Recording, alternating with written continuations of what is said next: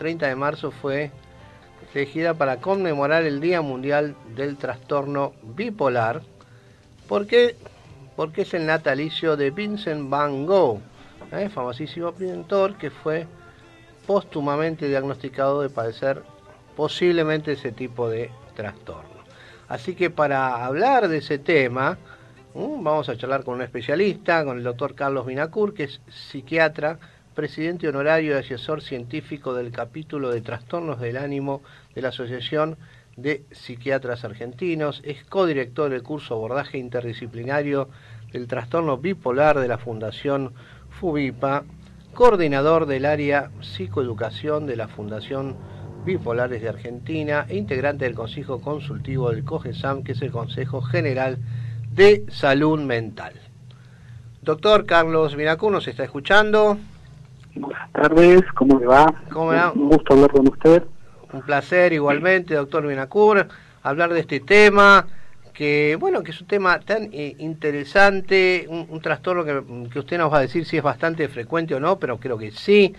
Y a ver, para nuestros oyentes, que bueno, que esto usted sabe que es un programa para la gente en general, no para profesionales, ¿cómo podría explicarnos de qué se trata un trastorno bipolar? En realidad, usted preguntaba cuán prevalente es. Sí. La bipolaridad no es una sola enfermedad, Ajá. Es un grupo de enfermedades, por eso se habla de espectro bipolar.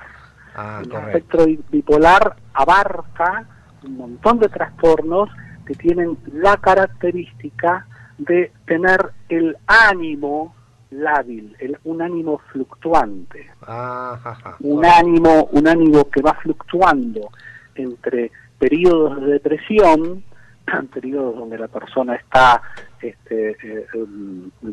con energía baja, con el ánimo depresivo, con pensamientos negativos, sí. con mucha tendencia a estar en la cama, con muchos, incluso con ideas suicidas.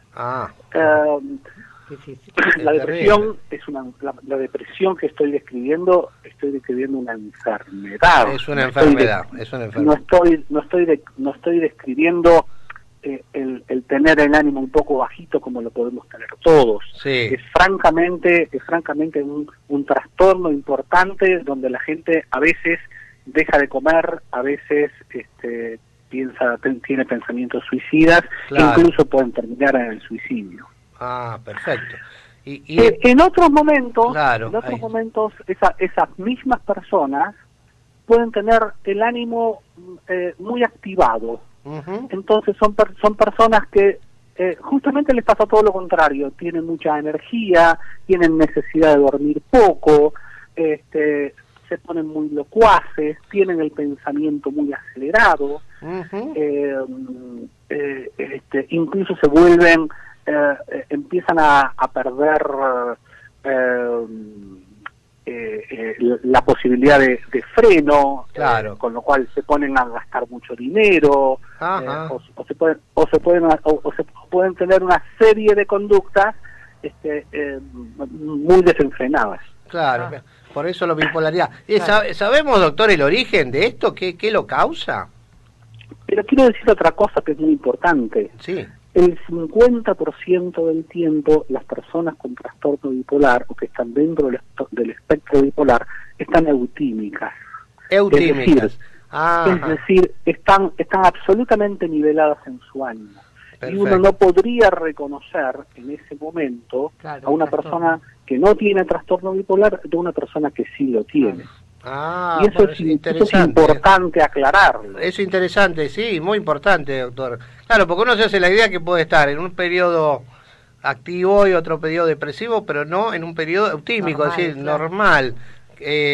Bueno, y eso entonces... Eso es lo interesante del trastorno bipolar, que cuando uno trata el trastorno bipolar, sí, lo que está buscando todo el tiempo es que los ciclos traten de ser lo más separados posible, claro, y si aparece una crisis, sea lo más leve posible. Claro, correcto. Y esto en general con tratamientos específicos, que Sí. se usan los llamados estabilizadores del ánimo. Sí. Esto en una cantidad importante de personas se logra. Se logra. Doctor, cuénteme, ¿esto es común en la gente joven, en la gente de cierta edad?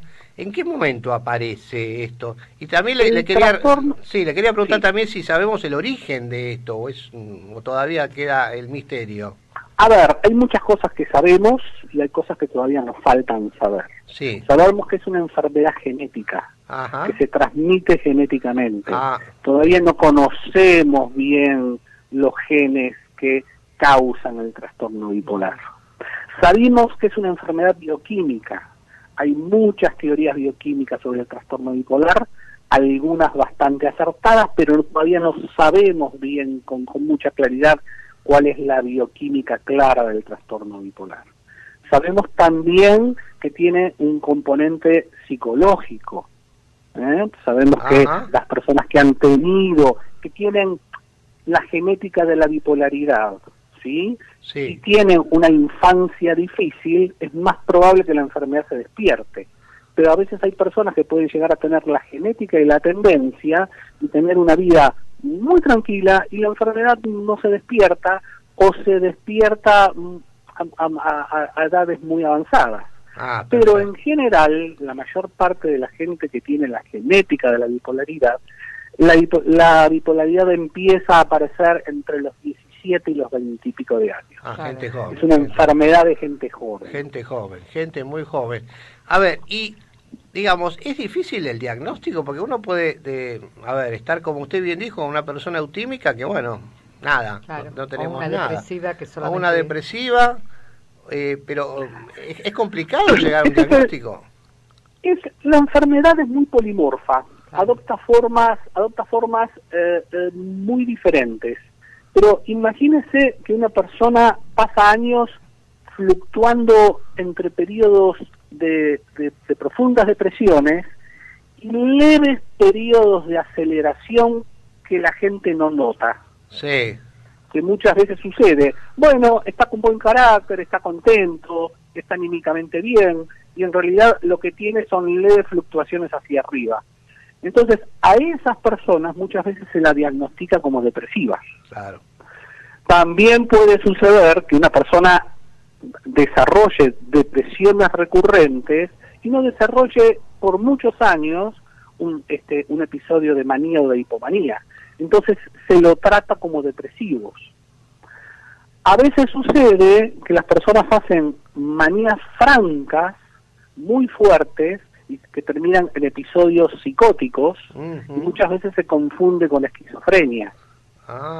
Así que hacer el diagnóstico es una cosa compleja, y muchas veces desde el comienzo de la enfermedad hasta que uno logra hacer un buen diagnóstico pasan entre 7 y 10 años.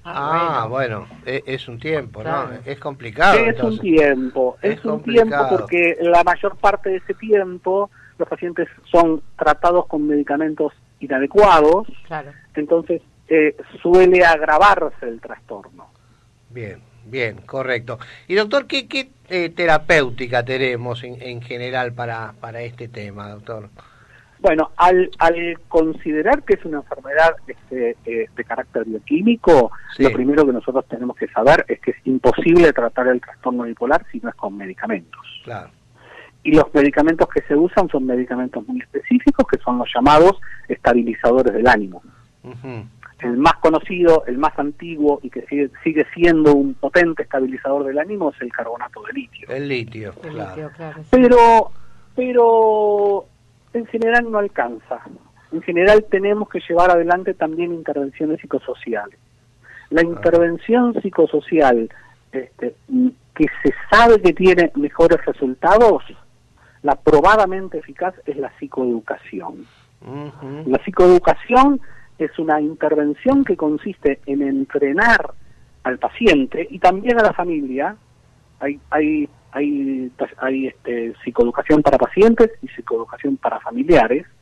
Entrenar al paciente para que entienda su enfermedad, la conozca, la identifique, pueda identificar qué conductas de riesgo asume que lo pueden llevar a ponerse mal, qué conductas son conductas protectoras para sí, y sobre todo identificar pequeños signos, que siempre los hay, de alarma, que le puedan estar indicando que él está entrando en algún periodo de crisis, o para abajo o para arriba. Para arriba, claro. Y hablamos de identificar pródromos. Claro, es decir que es difícil, sí. Sí, doctor, continúe.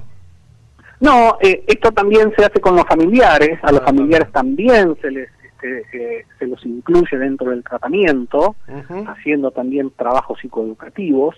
Bien. Y es tan importante incluir a los familiares que en realidad está visto que los tratamientos que no incluyen a los familiares suelen ser tratamientos que muchas veces por algún lado se frustran. Por algún lado. ¿Tienen que los pacientes a veces deben ser internados o todo es un tratamiento ambulatorio? Bueno, a ver, depende de la profundidad y de la gravedad de la depresión, depende de la profundidad y la gravedad del cuadro de activación de las manías. Como ya le dije, puede haber manías, estados de activación que llevan a la psicosis, puede haber depresiones que llevan a la psicosis.